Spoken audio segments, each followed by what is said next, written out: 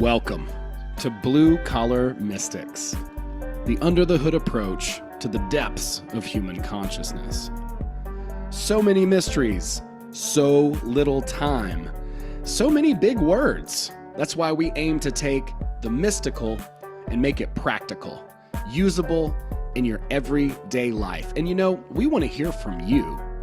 We want to hear your story. What happened when you started asking yourself the real questions? Like, who am I? What is this? Is it a hologram? Is this some kind of weird cosmic joke? Hey, these are the questions that we are trying to get to the bottom of as we explore the final rabbit hole together here as Blue Collar Mystics.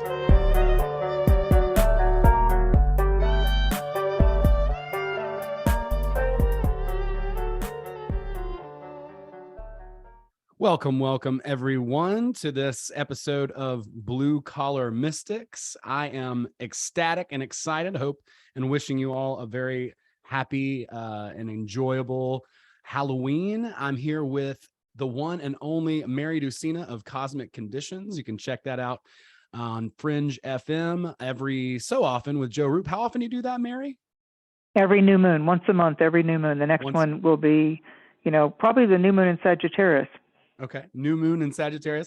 And I'm excited to talk to you. You are just an absolute wealth of information when it comes to astrology. And that's definitely one of my weak spots. So I'm really excited to talk to you and learn.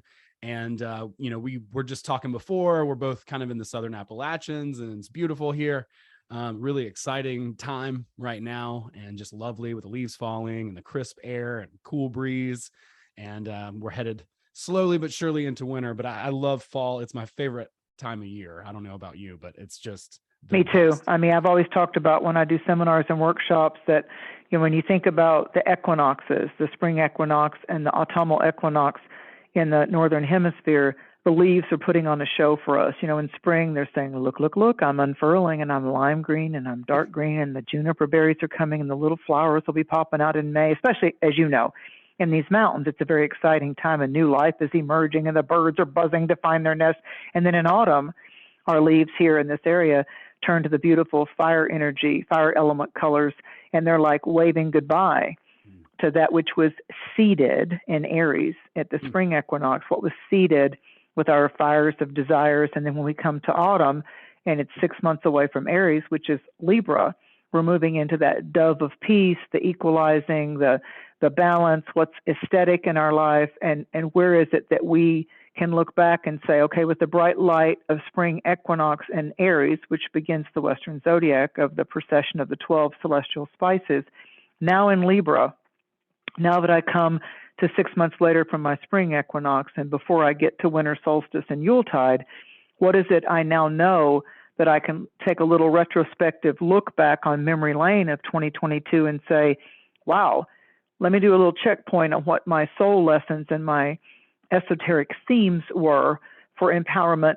and evolvement for this year of our Lord of 2022. And as I come into the fire of my desires, my passions, my intentions, my ambitions, as I look at autumn and I'm beginning to have longer days of the night, what is it that I would now go within and look at my inner verse and focus on where that light deep within me is becoming congruent into the external world and saying, hi, it's your soul and I hang out with your heart. What do you want, my dear? That's beautiful. I love that. I've noticed over time, and it's just through trial and error and not really anything other than just living and trying to create. But, in the summertime, I tend to just unravel and expand, and I'm going here and there and I'm doing all this stuff. And a lot of times I'll try and, plan certain things or I'm like, why am I not productive? But then the winter time comes around, the fall comes around, and I start to become a little bit more introspective. I start to ask myself some deeper questions. I start to crave more alone time, these types of things. And I didn't even think anything of it up until maybe a couple of years ago, but I love how you track everything. And I think it's so great that you do a monthly sort of, I don't know, what would you even call it? It's like a It's like the celestial weather. The reason I called it Cosmic Conditions from the late 80s when I was doing television and radio in Florida with it, and I took that name, is it's, to me, astrology, which is a star language, the logic of the illuminating light beings of the heavens, and I've leaned way in to First Nations, Native American teachings, done like 25 years of medicine wheel ceremonial work, because to me it was fascinating that, with a little bit of Cherokee in my grandparents' blood, it was always fascinating to me as I got into understanding the great turning of the wheel of our seasons with our Gaia, Mother Nature, our true biological mama, and then astrology in a wheel. It's our soul star treasure map. It's a circular photograph. When we were born, it's just simply a circular photograph of the positions of the stars, the constellations, our signs and wonders.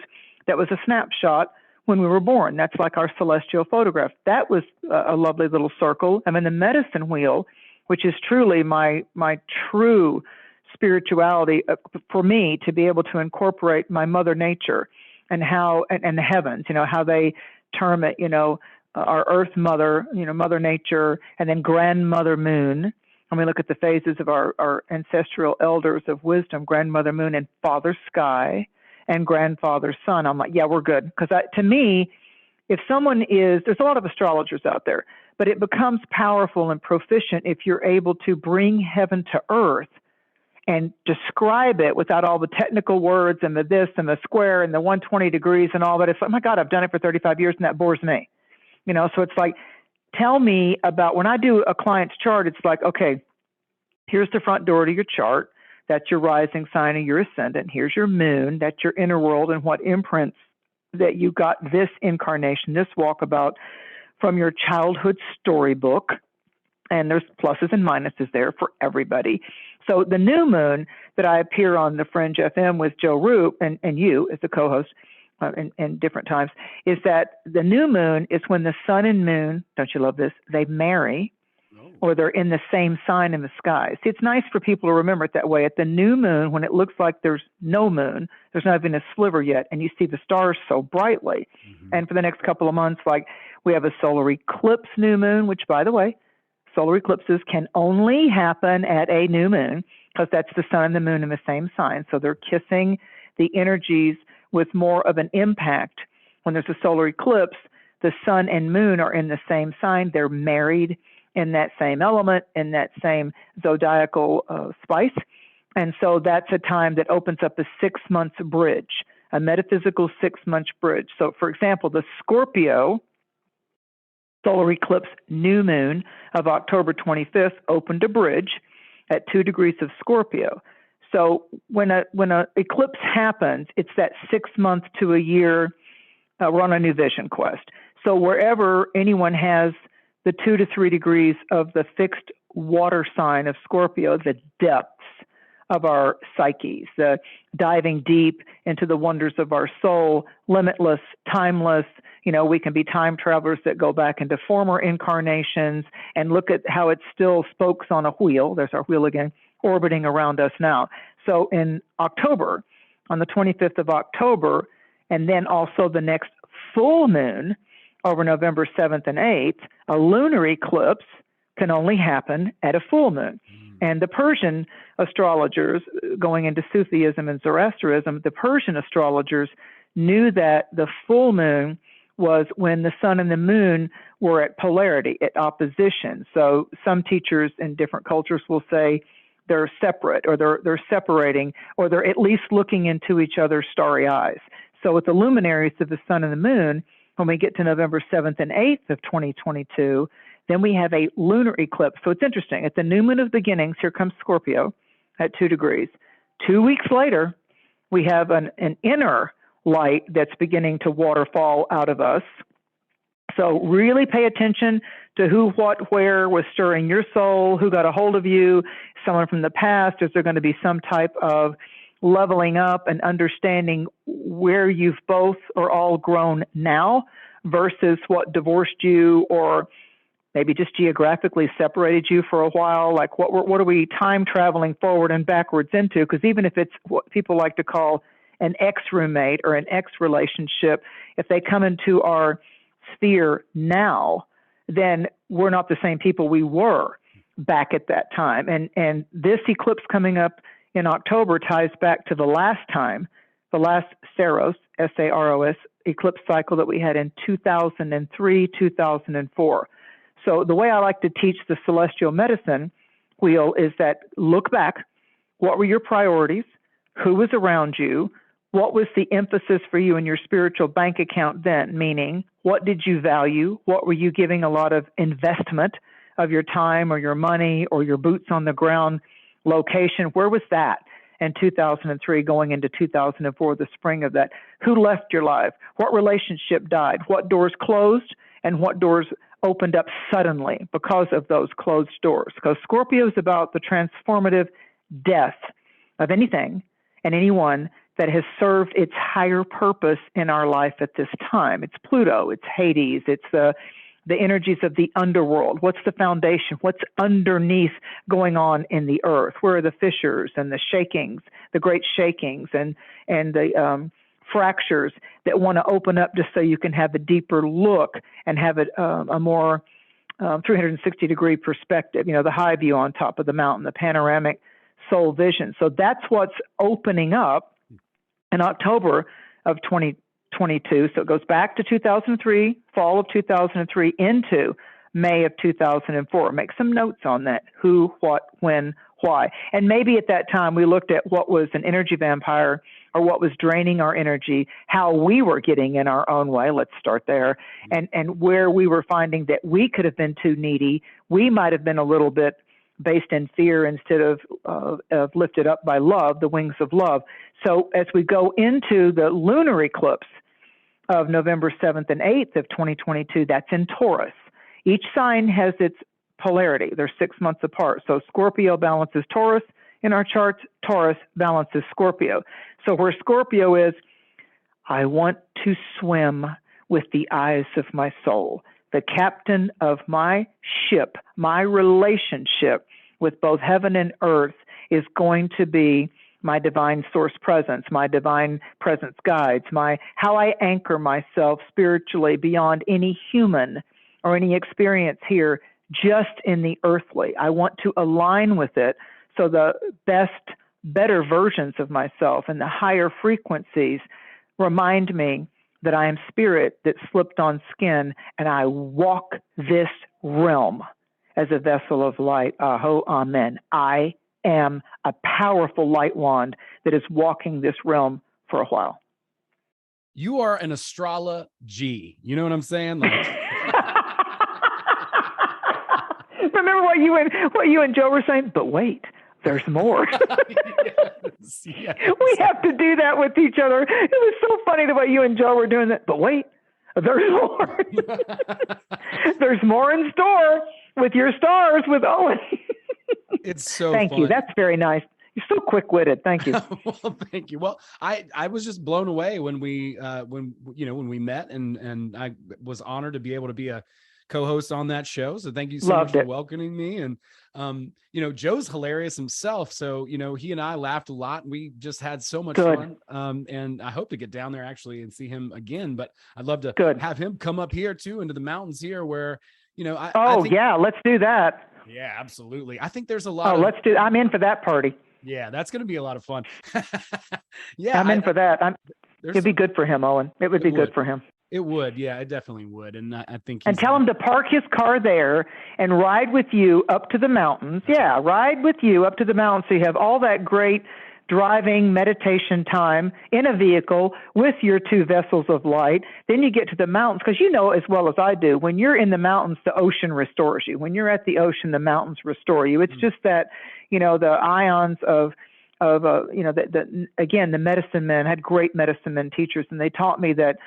They said, well, while you're living I lived right by the ocean there in Treasure Island. They said, while you're living at the ocean, I was always there at night with my Native American teachers there, near Indian Rocks Beach. We would walk the beach at night. We would let the star frequencies teach us things in meditation. And when you're at the beach, they taught me that the salt waters of our Earth Mother is her womb waters. It's all the things that have that have transitioned. They've died there. They've been reborn there. There's things that feed there. There's things that expire there and give up the ghost, so to speak. So they said the oceanic waters of our Earth Mother, all the salt waters, are her womb waters, and that's why we feel restored and baptized and renewed by the salt waters. When you come to the mountains in the shape of the mountains are the breast of Mother Earth, Mother Gaia, and we get fed in a different way when we come into the trees, into the mountains.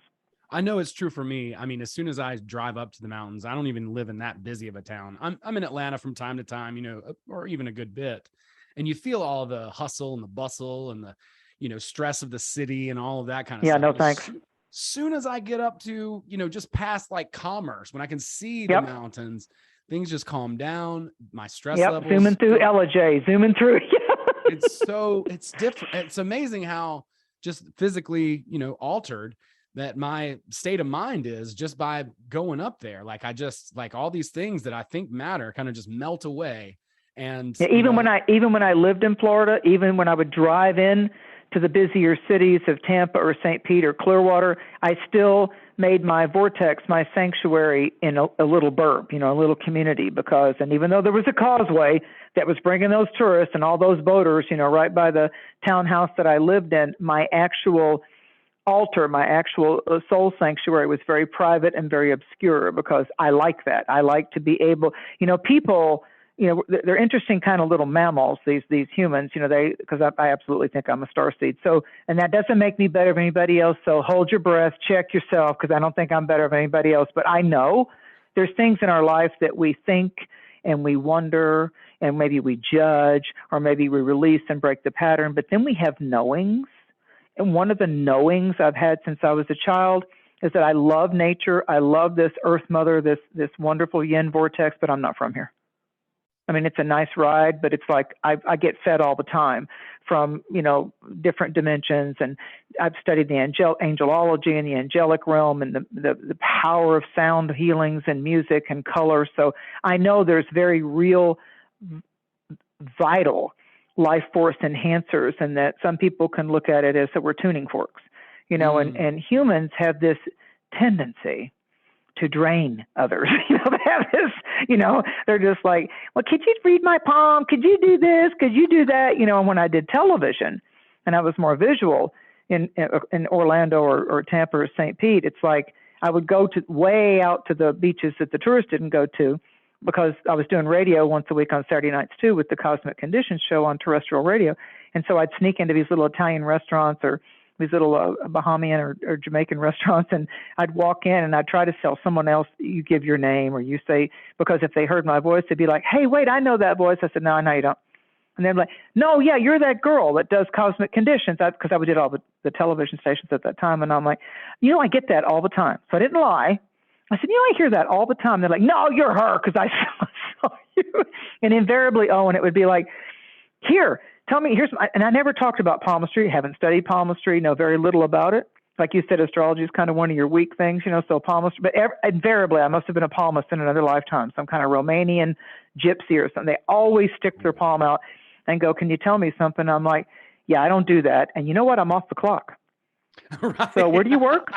And they'd say, oh, I'm the front desk manager at the Don Cesar in St. Pete. And I said, so just because you work there and that's what you do for work, let me help you here. So I'm going to walk into the Don Cesar, which is a really kick-ass resort in St. Pete. I love that place. It has such history, both hauntings and when you go to Florida, go to the Don Cesar. And I said, so if I show up, yeah, and you're the manager of the front desk, cool. So if I can show up just because you work there, I get free shit, right? I can just walk in and get free things because you work there. Well, no. And I said, so take your palm back. Check yourself. I did you a favor.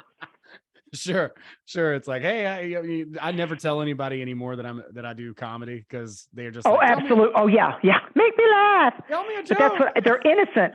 They're innocent when they're like little children. They go into their inner child, and it's like, it's all about me right now. And it's like, okay, toddler face.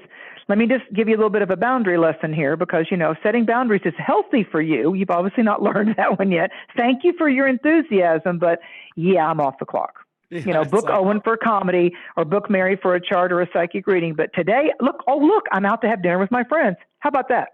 Now, a cool thing that we did that I could see you doing easily is we would have what we called once a month tribal, or once, if you're getting out of town, people maybe once every 3 months, tribal meetings.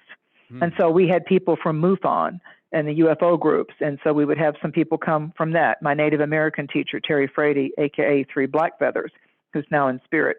And then my psychology friends would come, and then I would come with the astrology. We had a numerologist that would come. And so we would all be responsible for our own dinner kind of a thing, but we'd rent that big table of 8 or 10, and we would meet at a different restaurant we lived in Florida once a month, but you can do it every 3 months. And everybody shared a treasure trove of their specific doodah, and you talk about a movable feast. You talk about things that were apropos for the moment, and everybody getting encouraged and everybody having nothing but uplifting energy, because it was literally like the intention of the coming together of everyone's skill sets and wisdom ways was, it just surged through all your chakras and aligned the front and back doors, for that next 3 months. It was like amazing, because we were all walking in with that predisposition of spirits in the house. And by God, I'm grateful. I'm grateful. So it's that gratitude. It's that attitude of gratitude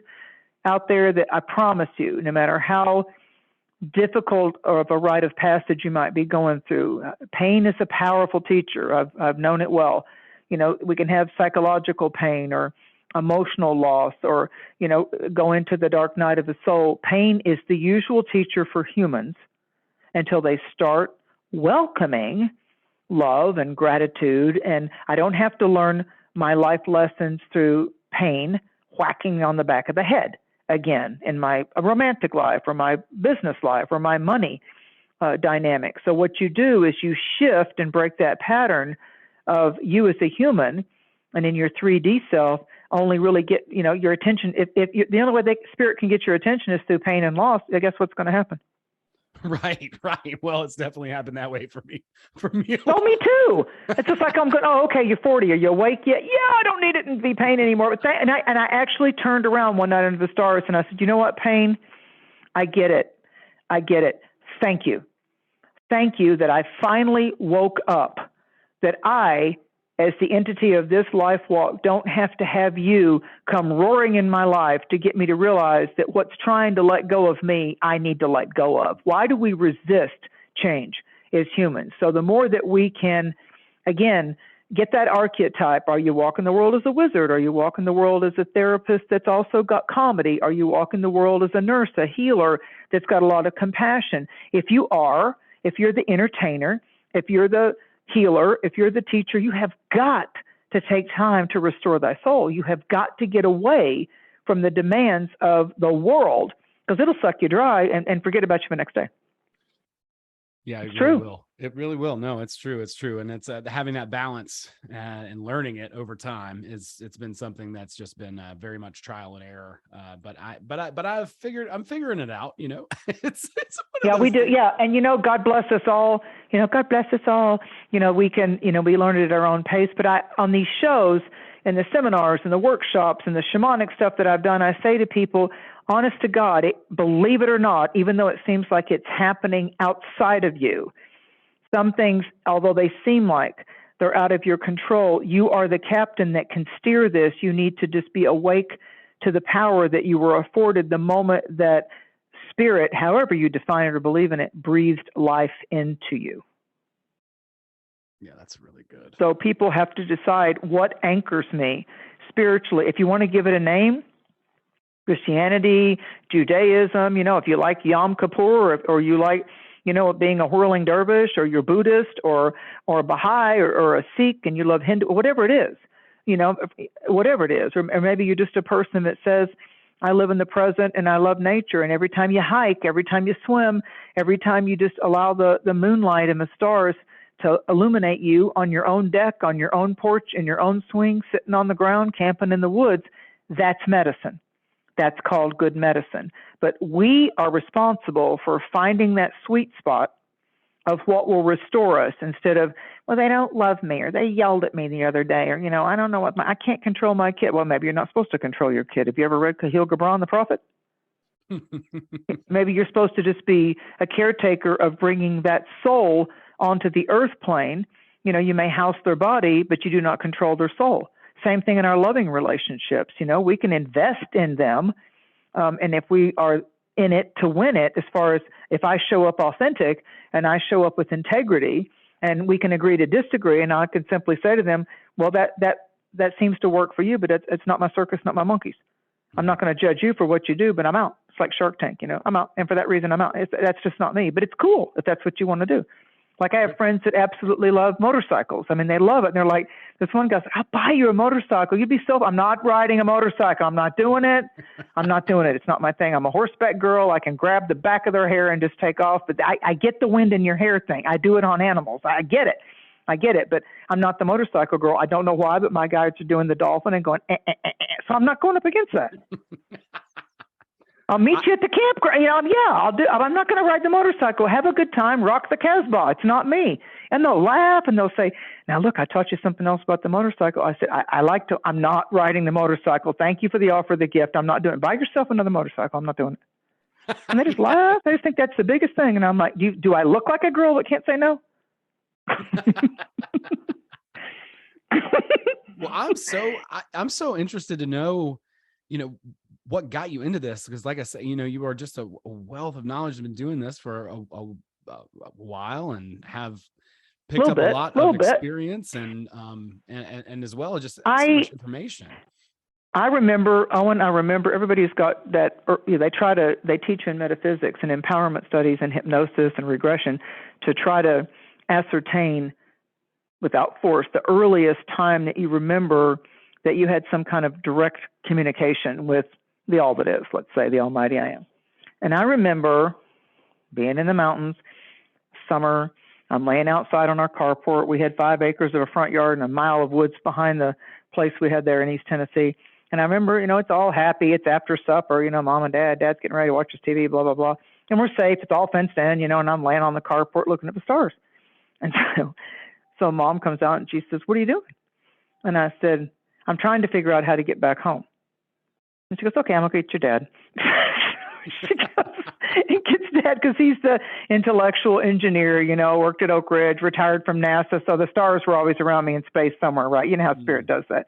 So he comes out and he goes, what are you doing? And I said, I'm trying to figure out how to get back home. I told mom. And he said, okay.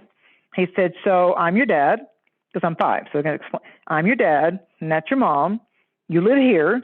This is your house. You're laying on the carport. This our concrete carport. There's your dog. And he said, so this is your home. This earth, this is your home. And I said, I know that. I'm talking about home. You know, and he's like, oh, okay. And so I said, I love the stars. I said, they talk to me. I love the stars. And he said, yes. You know, my parents they certainly were not liberal types, but it was interesting how spirit set it up that they never forced any, and that's odd for East Tennessee, you know that. I mean, Dad was from Kentucky. So he said, yes. He said, everything has energy. I mean, you're talking about an engineer. He goes, everything has energy, everything, you know, he would do all that intellectual stuff. And I'm like, thanks, Dad, I'll be in a minute. You know, I was the precocious kid. So and they told me, I remember vividly them telling me, you will go to the church that we choose to go to until you're 11 years old. Then you can go to whatever church and you can visit different churches and do what you want to do. But, you know, you're going to go to where we go. And Dad was like Methodist and his Italian family was Catholic and mom's was, you know, like, you know, the true Appalachian kind of, her mom and my beloved mama that I talk about was like a mountain herbalist, which probably by the hardcore Pentecostal churches would have been called a witch. But I mean, she just knew about weather stuff and taught me. I mean, it was just fantastic. And I remember watching, and she just knew things. I mean, she just knew things. I'm like, how does Mama know that? How does she know that? Where does she get that? You know, so I was fascinated by her. So obviously, she was my main first medicine woman. So I remember it. I kept thinking, when I'm 11, I'm going to go to a Catholic church, and then when I'm going to go over to that Indian place, and then I'm going to go over there. And so it just started me on that vision quest. And, you know, part of our family gatherings in Cocoa Beach is we'd go to the bookstores, you know, and Dad bought me the whole set of Cahill Gibran, you know, all the books, you know, he bought me that. Then I would start getting, you know, like Rumi, and I was always drawn into these Middle Eastern type of things. And Dad had traveled to India and China, and he said, oh, I loved India. He said, it's very poor over there, but I absolutely felt my heart come alive when I was traveling all through India. And I'm like, really? So it was like some connection was there, but I didn't need words for it then. I just knew that it was okay. And then here's Dad with all this high government clearance. And, I remember being 16 and we'd do our little family walk, and it was Dad and I because Mom was busy or something. And I said to Dad, I'm surrounded now. The whole neighborhood's full of NASA engineers because they moved everybody in so fast in that whole Cocoa Beach, Brevard, Titusville area. And we're walking, and I said, and I had seen UFOs. And so I said to Dad, so what do you think? Do you think we're the most intelligent life out there? I mean, in all these planets and all these galaxies and everything, and if God fashioned us and as the way the story goes and everything, do you think we're the most intelligent life out there? And he stopped. Being a Sagittarius, he stopped. And he looked at me and he said, I shudder to think that we would be the most intelligent life force out there. He said, no, I absolutely do not believe that we are the most intelligent life force out there. I'm like, yeah, like look at a giraffe and a palmetto bug. Like look at the difference of that. I mean, how could somebody not think that there's all kinds of different life forms out there? To me, that's just not logical. And so and then I met, as fate would do it, a guy that was in his 30s. I think I was 17. He worked at NASA. My dad knew him. He lived in the neighborhood. And he was into astrology. So we would like go out UFO hunting and star hunting, and it was not a date. He was not a creepy guy. And we absolutely would talk stars, both esoterically and actual constellations and all that, and the whole NASA thing and the MUFON thing and all that. And we would go out with a bunch of us, and we would drive between the little small towns in Florida then and going toward Orlando, and we would see all these things in the sky. And I'd say, okay, Harvey, you're working at NASA. Is that our stuff? Is that our secret military stuff? Or do you think that's extraterrestrial? And he said, probably a little of both. I mean, it was very cavalier for anybody that worked at NASA that, well, of course there's other life forms, of course. And my dad was very cagey because he had a high clearance on what he would say and what he wouldn't say, because when you've got a high clearance, you better protect your family. You better not spill the beans, because the ones in the direct firing line are your wife or your kids. They don't always come after you. They'll put the squeeze on you, just like politicians. They put the squeeze on you like, do you love your kids? We could go visit them, that kind of thing. So instead of a character assassination of them, they go after what you cherish the most. And that's military, that's psyops, that's the whole thing. So I remember one time he said to me, so in school, he showed me a magazine that he had saved. It was Look or Life magazine or something like that. And he showed me, and he had kept the magazine where there, how archaic the cameras were back in the 60s or 65s, whatever it was. And he said, look at all these spaceships that came over Washington, D.C. He said, here's the photographs. This is before the internet. He's showing me this, and I'm like, whoa, is that us? He said, no, that's not us. And I said, so you're showing me this, why? And he said, well, there's a rumor and there's speculation that Eisenhower and Truman were he told me what the whole story was. It was visited by someone from an off-planet situation, and there was a deal struck that they wanted to strike a deal. And I said, well, what's the deal? And he said, the deal is that they would advance us so rapid fire with technology and new inventions and stuff that we could not even imagine in our minds at this time. But they wanted a deal to be able to hybridize part of the humans with their species of whatever they were. And I'm like how? And then I later, when I interviewed Dr. John Mack, who's since deceased, who wrote all the books on abduction, and because he was the tenured psychiatrist at Harvard, and I met him at one of the UFO meetings, and I was doing interviews at the time, and I sat across from him at breakfast before he was going to lecture at the MUFON meeting, and I said, so Dr. Mack, and he said, my host here in Indian Rocks tell me that you're a natural mystic, that you see things. And I said, yeah, every once in a while. And he said, so I'm writing this book. And I said, about? And he said, well, I'm trained in hypnosis. I mean, I didn't know the whole guy's background, didn't care. There were speakers there all the time. All of them, all of the famous ones were there. And, with the implants and everything. And he said, at first I was very skeptical about these people that say they were abducted and they had these medical experiments and all that. And of course, that harkened me back to Dad and the deal. And I said, yeah. And I said, so you're what are you at Harvard?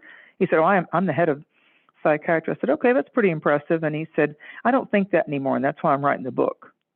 And I looked at him and I said, okay, this is going to change your career. You know how they say when you're a tenured professor or the head of a department, you can't be let go of? I see it. They're going to let go of you. I said, I don't see your marriage lasting. There's going to be somebody else, And I said, and you could get yourself into some big trouble with this, depending on how far you want to push it. And I said, I'm not telling you what to do. I'm just telling you there's a roller coaster coming. And he said, it's like, I think I found my life purpose. I need to do this. So he wrote the book. I found out they did let him go from Harvard. They considered him too woo-woo. His marriage broke up. He ended up marrying his secretary, whoever it was, somebody that was in, because my friends that hosted him in town for the MUFON meeting said, he wrote us a letter and said, oh my God, that girl that I met at breakfast was right. He said, she's right. It's a roller coaster. He writes the book. It becomes very popular, blah, blah, blah. He's stepping off the sidewalk in London on one of his book promotion things, and a car hit him and killed him and went on. Oh my God. Yeah, look up how Dr. John Mack died. Look it up. So the book, he got the book done. Obviously he was happy in his romantic life because he'd remarried and all of that. But the words to me that day in Clearwater when he was talking to me over coffee and a bagel was that, I really feel like I found my life purpose. And I'm looking at, he was much older than me. And I'm looking at him and I'm like, you need to be aware if you're committed to this ride, indeed, it's going to be one hell of a ride. It's going to be one hell of a ride. So he did the work. He did the master work and having all that background that he did. So Dad's and I started to find out, Dad would do those little cagey things. So in a way, he was like an engineer. I used to call him the Enlightenment engineer. And he said, you should call yourself that. And I said, because you put these little exclamation points out there. And I said, what about, and what if this, but wait, there's more. And I said, and it just starts your mind going down the proverbial, as we call it now in our generation, down the rabbit hole. This is way before the Matrix. Mm-hmm. And so I'm looking at it all. And when you've had your boots on the ground for 40 plus years, you start looking back on, what, they did lie to us in school, or they didn't know about it, or they did indoctrinate us and lean us in a little bit for that generation or a little bit for the other generation, because you begin to step back from the 3D psyops. Mm-hmm. And you don't have to be a conspiracy theorist or too woo-woo, but by God, I'm a happy-ass researcher. Absolutely.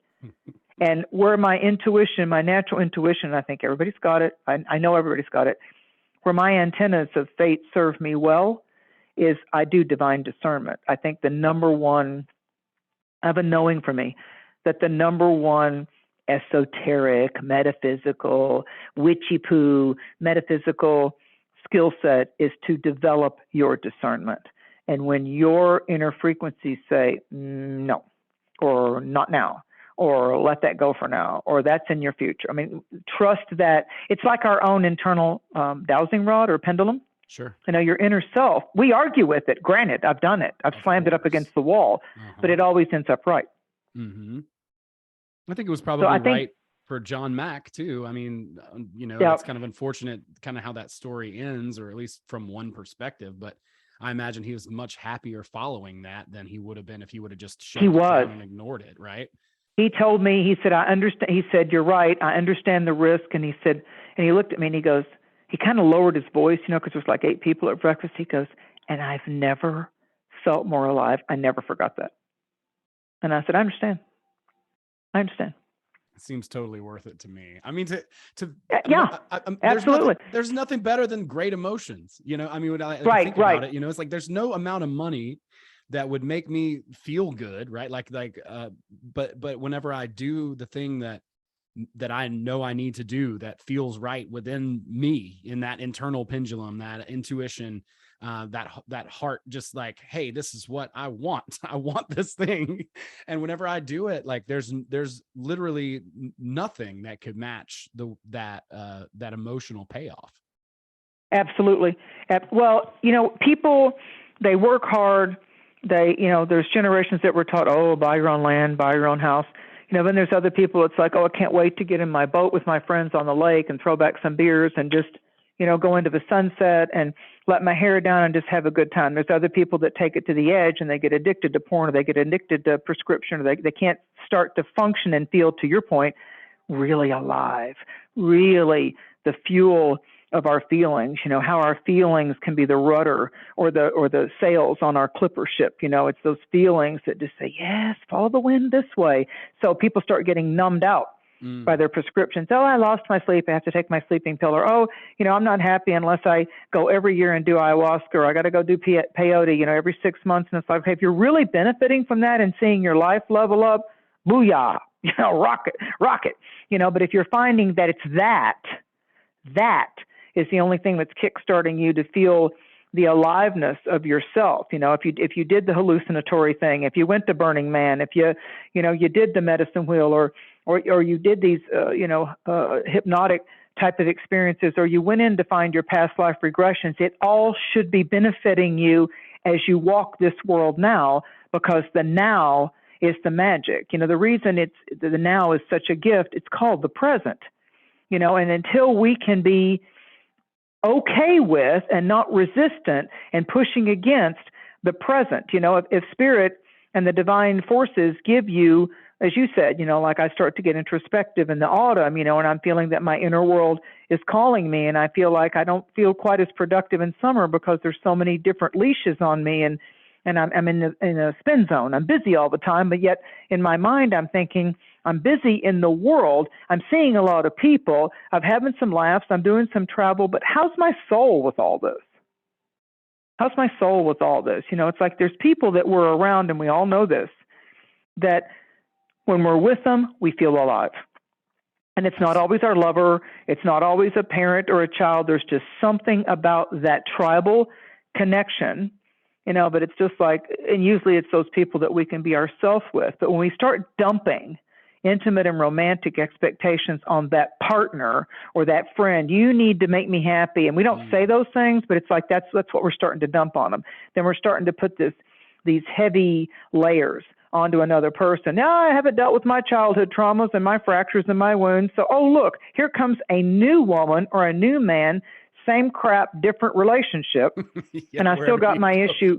Yeah, I've got my issue of abandonment, or I need to be OCD controlling, or I won't leave my marriage. I won't do this, but I still got my side guy or my side chick. And it's like, really? How about we just start with the obvious? How's that working out for you? So God good. almighty. It's true. It's true. So many people are looking for this experience or that experience. And a lot of people, I think that, say the ayahuasca or whatever, that's the work. No, that's maybe going to point you to the work, but we got to do the work in physical, real reality. You can lead the horse to water. That's right. But it's got to want to take the drink, and I'll say to people, so, it's like Dr. Phil would always say in some of his shows, and people were bowing up on him, and the therapy that he was offering them, and he's like real liberal with it, and he'd go, yeah, how's that working out for you? Where are you sitting right now? How's it working out for you? Bro. It's so funny. When I look at people, and it's like, there was an old Saturday Night Live skit, I think it was in the 90s. It was so funny. And it was Nora Dunn did it. And she played a psychologist, and it was called Take a Look at Yourself. And these different, the different SNL crew would come on, and they'd go, and the doctor would say, so how can I help you? Well, I'm afraid of falling. I'm really afraid of heights. The husband's holding her. I'm really afraid of falling. She had this same deadpan look on her face, totally no emotion. She goes, have you looked at yourself? And the woman's like, what? She's like, have you looked at yourself?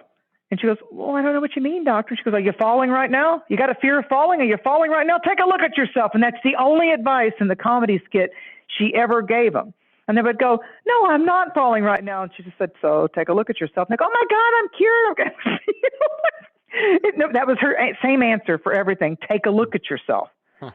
So it's like people keep wanting, the native peoples, the medicine men taught me, said, don't ever throw your power away. Don't give your power away. And I'm like, say that to me in a different way. And I said, okay.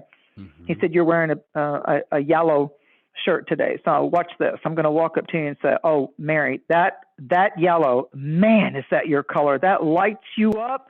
I mean, that just brings out your eyes, and that is your color. You look fantastic. And he said, now feel that. Okay.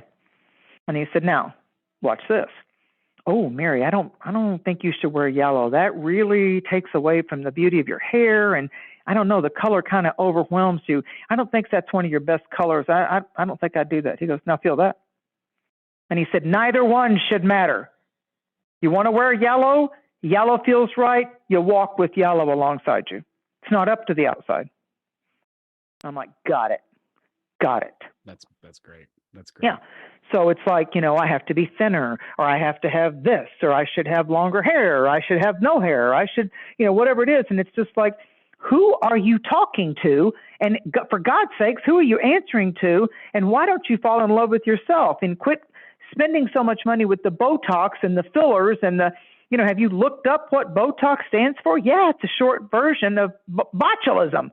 Go look it up. Go look at whatever pill you're taking or substance that you're taking, even vitamins and minerals, they have what they call side effects. When I was working in a health food store and I was learning all about herbs and oils and everything, these countrymen, and I know you can relate, they'd come in with their overalls, the famous pitchfork, a picture of the real stoic people, they got the pitchfork and it's the farmer couple. And it was one of the funniest days at the health food store. And this guy walks in and the wife's not saying a word. She walks behind her man in the South. She's not saying a word. And he came in. And of course, I had no idea what the initials meant at the time. So I'm like the sucker for the moment. And he walked in and he said, oh, yeah. And if those of you that have not lived in the South, sometimes they're chewing tobacco and it's kind of gravelly, okay? And you have to be able to live in the South to understand chewing tobacco, mouth, wad in the side of the mouth type of English spoken in the Appalachian. So he walks up and he goes, oh, yeah, I'm the ED. Now the girls are starting to laugh because they know what ED stands for because they've worked at the store longer than me. And I said, pardon me? And he went, something for ED. And I'm like looking at the girls like, what the? And so when they came over to me and they go, ED stands for erectile dysfunction. I'm like, oh, okay. So when the wife's still not, and I'm like, oh, okay. And I said, so the flagpole. So you're trying to raise the flag on the flagpole. Got it. Because you got to talk Southern to Southern people. And again, the wife's not laughing, absolutely stone-faced. So we go over to the herbs and I said, okay, are you on blood pressure medication? I remember I'm in a health food store. So most health food stores will sell you anything that's, naturopathic, but you have to also learn what the side effects might be if someone's on an allopathic or big pharma medication. Well, I'm on BP medication. I said, well, you can't take that. I said, you can't just come in here.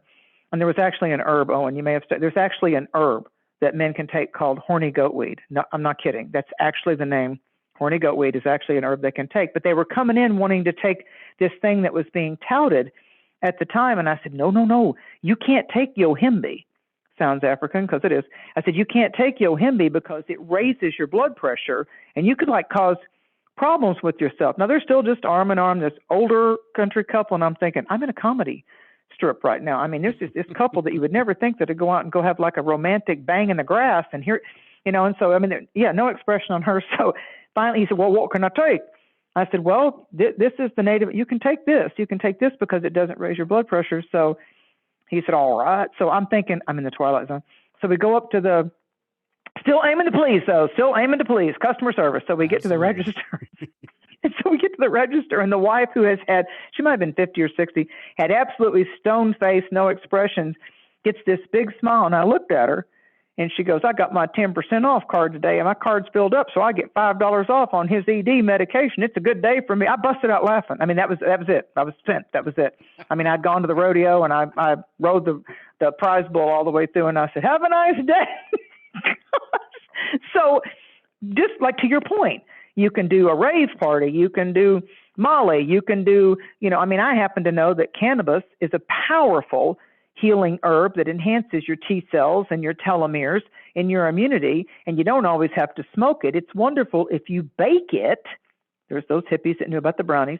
Mm-hmm. If you bake it or you put it in a cake mix, because the actual butter or the coconut oil with the actual dried herb, never in a microwave, people, never, ever, ever in a microwave. You change the chemical composition. But just making yourself a little cake or a brownie or whatever, and when it comes out of the oven, flash freeze it. And as you're coming into, air quotes, flu season, you can have a little piece of cake, or you got sleeping problems, have a little piece of cake. Never heat it in the microwave. Let it come to room temperature. If you freeze it, the herb and the butter and the coconut oil, the cake can't go rancid. So you're making your own medicine, but you're working with the herb seed-bearing plants, the blossoms of the plants. Just like people run after angel trumpets, datura. I remember I had a guy ran over in North Carolina saying, oh my God, you grow angel trumpets. And I'm like, yeah, they're pretty why? I said, they're kind of poisonous to dogs and cats. I go, oh, that's one of the best hallucinogenics you can never have. I'm like, who knew? And he goes, can I have some seeds? I don't care. Then I found out they're illegal to grow in Florida because they are a hallucinogenic. Has anybody ever told you that those little seed packets for 50 cents at the dollar store, when you get those spring seed packets of morning glories, Yeah, those are hallucinogenics too, but people don't know.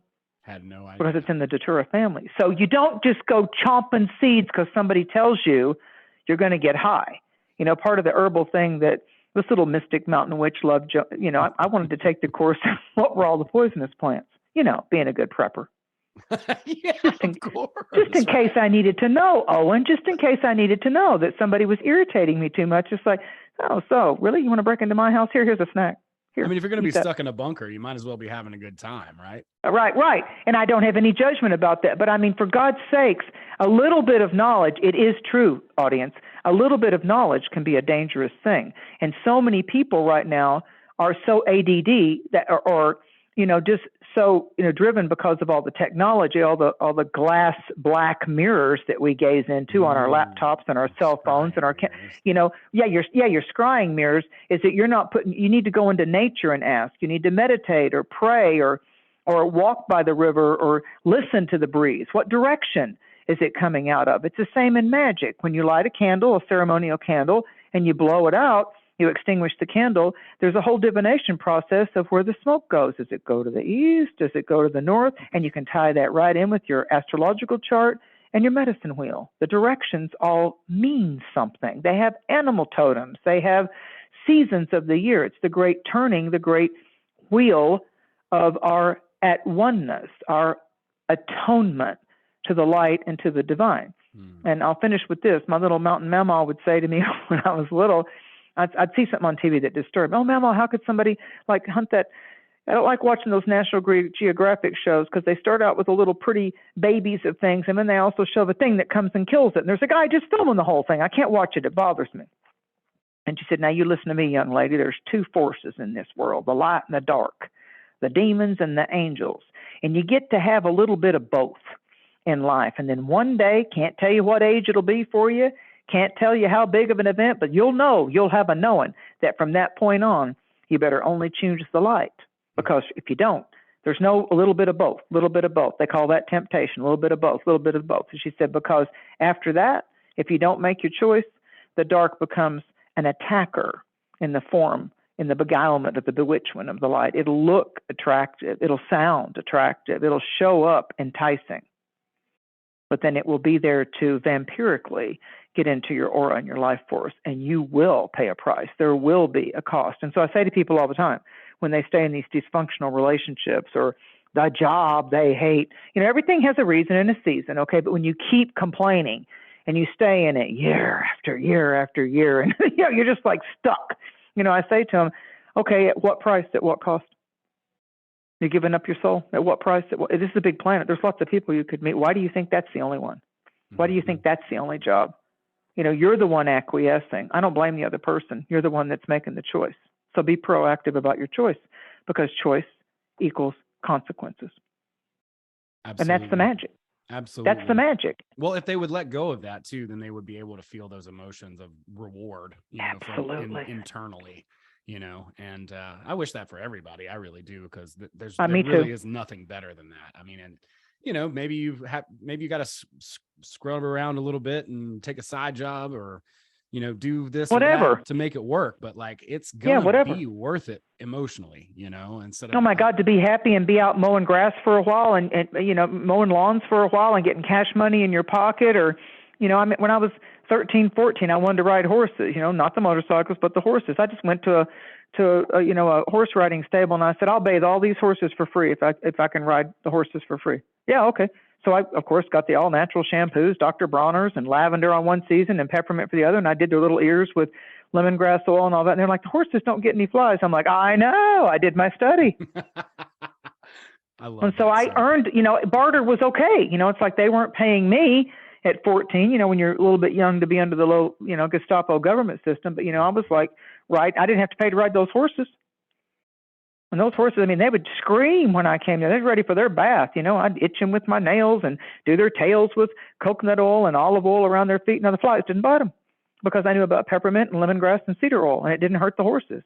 You know, I knew where not to put it so it wouldn't run in their eyes or their noses. And I mean, they'd just sit there, and you know how horses will prop that one of their hoofs up in the back when they're really relaxed and be just like, come on, my bitch, bathe me. Yeah, they love it. They love that. Yeah. My friend Yeah, so you Christina can has get some. inventive. You can get really creative. Like, ask yourself, if you're a person that really loves dogs, maybe you'll start out volunteering at a vet. Maybe you'll volunteer at a humane society. And yeah, maybe you're walking the dogs or cleaning the cages or whatever. But if you end up being the vet's assistant, or they help pay for your school, or you're finally getting paid at the veterinarian office after volunteering for a year, you worked your way up. You worked your way in, not this self-entitled attitude of, hi, I'm me, I'm cute. What are you going to give me because I showed up today? Yeah, nothing. Yeah, nothing. You brought nothing to the door, and you're going to take nothing out the door, because see that person over there, they're going to high school and they want to come here and they're walking the dogs and they're cleaning the cages and they don't bitch and they don't complain and they don't expect anything, but I'm going to pay for half of their schooling because they've got the right attitude. How about that? That's right. And you never know. You never know what's going to happen when you do take that step. You don't even have to have some. And yet, Owen, what are all these people currently saying? I need more magic in my life. I need more mystery. And so go out and create some. So go through the door Take a risk. Yeah. Go. If you love dogs, go get involved with dogs. What are you looking over here at sheep for? You love dogs. Go do something with dogs. Go work in a pet store. Talk to the people about their dogs. Teach the people about what treats are safe. And so what if you're working at a Petco or one of these pet stores? You're going to be on the right psychic chessboard to meet the people that you're aligned with, you're in divine alignment with in that tribe, because you don't know why yet, but you came in loving dogs. Dogs never bother you. You want more dogs. So go be around dogs. If it's too intense for you to be at a veterinarian office, go work at a pet store. Go work at a Tractor Supply or a Rural King where they let dogs come in the door, and learn about the different dog vendors and all that, and be there when the vets come to give the reduced cost rabies shots and and adoption events and all that. Go be around dogs. If you like comedy, get your butt up. You want to be a comedian? Go to comedy shows. Go support the comedians. Get to know the comedians. Be a very polite audience to the comedians. It's not about you. It's about celebrating the comedian. I hate rude people in an entertainment venue. I know the person in the audience that's smoking their cigarette and their beer, and they think they're going to outdo the comedian. And I sit there going, I love it when the comedian comes back and eviscerates them. Oh yeah. It's almost, it's too easy. It just is. The one thing I think for folks when that happens is you can't go too hard on them. You kind of gotta, right. You kind of gotta, because they paid to see you. They paid to see with them, and because you don't want the audience to take their side, and I've done that before. I've gone a little too extreme, but it's fun. It's fun when you can. They started it. Play with it a little bit, and then the audience is always going to take your side, and then they're going to look kind of silly, but that's always a fun I just found out the other day, and I've never heard of this before. Maybe it's existed in LA or New York, but one of the servers here in Tennessee was saying, there's a comedy club up in Gatlinburg she said, and there's a line out the door, and she said, and they insult you. I said, like a roast, like they do those comedian roast kind of things. She goes, oh no, no, the servers and the comedians insult you. And I'm like, who would pay for that?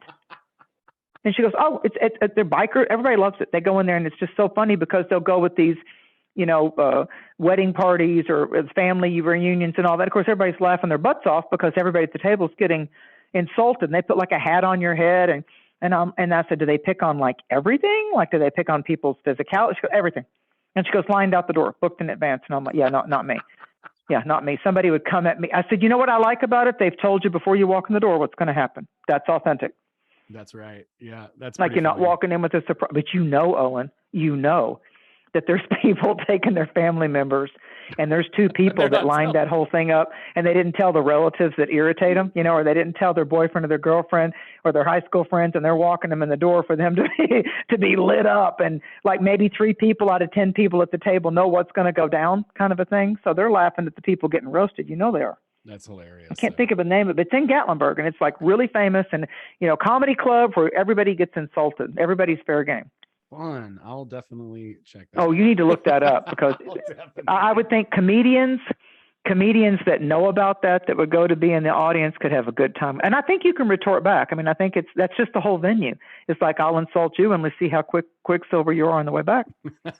I'm just like, that goes against everything metaphysical with me though, because I don't like personal attacks or judgment or sarcasm. And Sarcasm can, it can be fun, but not when it's a direct attack on somebody. It's just against anything mystical that I do. I'm trying to lift people out of that crap. It's just like, Right. Okay, you've been locked up over on that little archetype or how you identify yourself as the poor me or the victim. And that way you can suck the life out of everybody that tries to be your friend or your lover. It's like nothing's going to ever be enough. So that's a fault line. Why don't you stop being an emotional earthquake for everybody that you meet?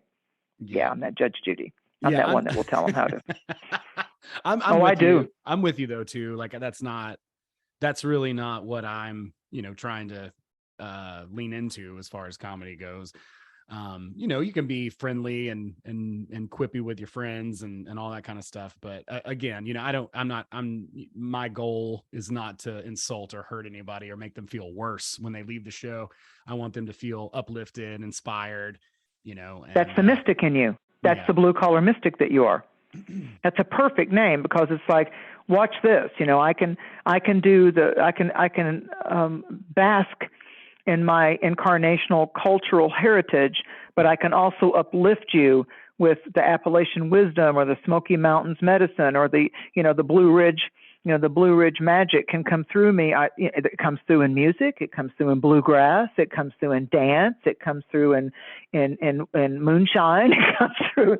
It comes through in the great stuff that we can grow in this area and the indigenous cultures. I mean, it can come through in many ways. So to me, comedy is a type of healing medicine. That's where that term comes from. Laughter is the best medicine. It really is. Because my medicine teachers, back to the indigenous teachers, they would say to me, we talked about like in voodoo or hoodoo or, in these cultures, in very remote places where the person, the medicine person or the shamanic guy or the Aboriginal guy, they go into a trance and they're doing the actual medicine person is actually in a trance and their eyes are rolled. I said, yeah, I've seen that. The root medicine people, I said, yeah, I've seen that. And they said, okay, that's called shaking medicine. That's like they're actually going into a semi-convulsive epileptic type of thing where their frequencies are literally kind of like some of the exorcism stuff, where they're literally shaking because they're in the other dimensions, yet they're still embodied in their earthly vessel. And so it's literally shaking them to the core, and they're working with herbs and holy smoke and different things like that. And they're like wanting to drive the invading spirits out of the person. And this goes on in all kinds of cultures. It's why they put the prayers in the lit boats in the Ganges River in India. And he said, okay, guess what shaking medicine of the modern world is? And I said, what? And he said, when you go out dancing and when you really laugh, your body shakes. And I'm like, oh, I love that. That's awesome. Yeah, Yep. like that too.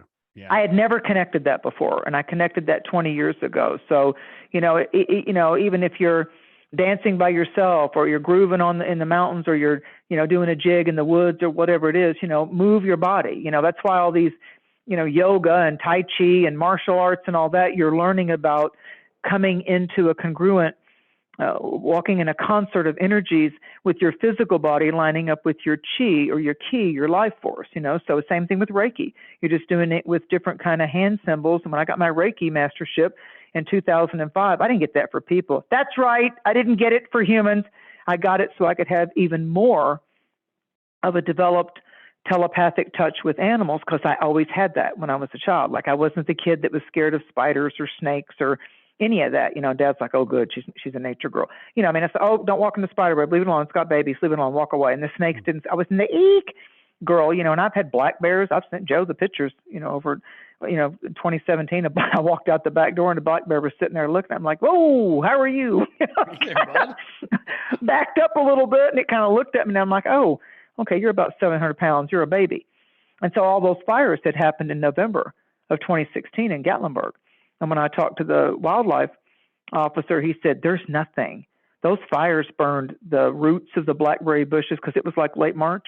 And he said, they have nothing. So as the crow flies, I'm close to Gatlinburg. And he said, the bears are going into Knoxville. They're going all over the place because there's nothing. And I said, there's still snow on the ground here. There's nothing for them here too. And I thought, I'm going to feed it. So I talked to my cousin who's, retired Special Forces. Like, remind me about the thing with the bears, because he's been to Alaska. He goes, don't walk backwards. And he said, walk backwards away from the bear.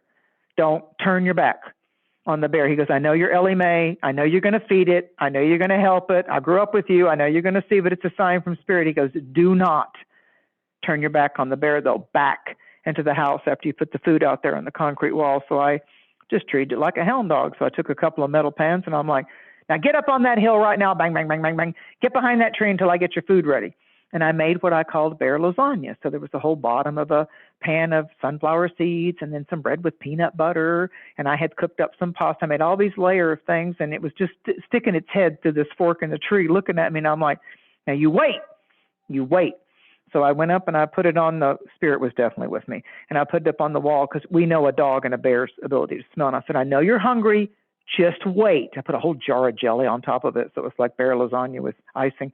And I put the pan up there, this old metal pan. I'm like, all right. I walked backwards like my military cousin told me to, because the bear was like putting its nose up in there. And I'm like, now go eat it. Go on.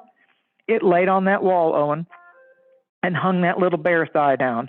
And all you heard was crunch, crunch, crunch, crunch. And I'm like, by the glory of the Almighty, my Reiki training that I did, all that Reiki level mastership, and here it is, the bear and I are telepathically in tune. It was awesome. It was awesome. And every night he came at 8:45. He came down the woods. You know how a cat will run up a tree when it's excited, when a storm's coming, and claw the tree and run up and do the goofy zoomy run? Mm-hmm. He would do that. He'd run up the tree and claw it, and I'm like, look at you.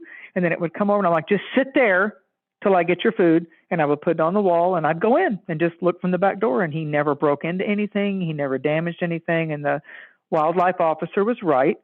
He said by late April, May, a male bear will range anywhere from 5 to 10 miles to go find its mate.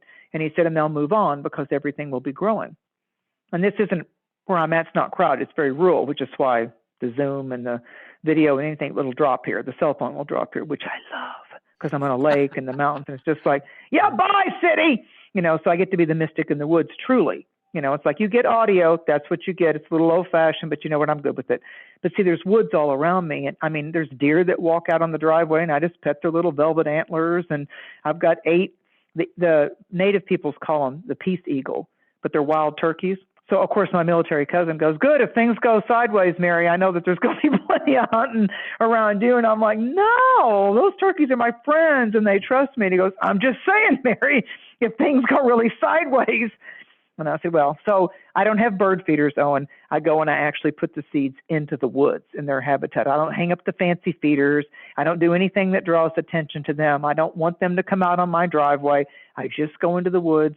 So they're safe and they're hidden, and I feed them that way.